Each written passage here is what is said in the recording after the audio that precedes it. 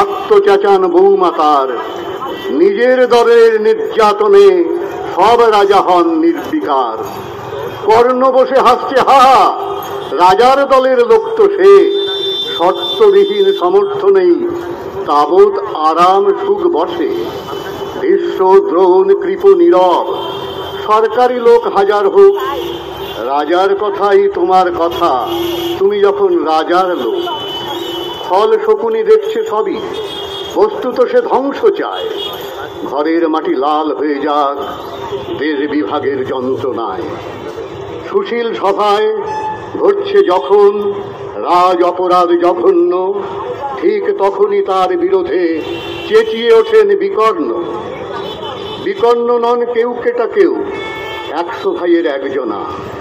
তেমন করে এর আগে কেউ তার কথাটা জানত না। যতুগৃহে কারেনিকারা অন্তত তার নেই লেখা। ভীমকে যখন বিষ খাওয়ালো তখনও তার নেই দেখা। কিন্তু যখন প্রকাশ্যতেই কাটছে নারীর আব্রু কেউ, দগ্ধ জীবের চুপ সাগরে বিকর্ণ হন একলা ঢেউ।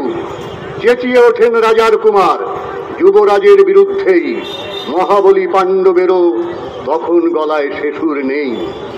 রাজাও যখন নীরব থেকে সায় দিয়ে যায় ধর্ষণে, ঠিক তখনই সমস্ত যুগ বিকর্ণদের স্বর শোনে।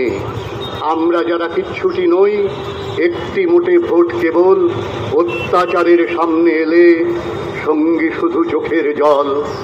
পোষ্যভাবে যাব নাচে বাই অন্ধ এবং নিকর্ণ, প্রার্থনা থাক আমরা যেন একবার হই বিকর্ণ। মরার আগে হতেই হবে রাজার সভার বিকর্ণ। নমস্কার।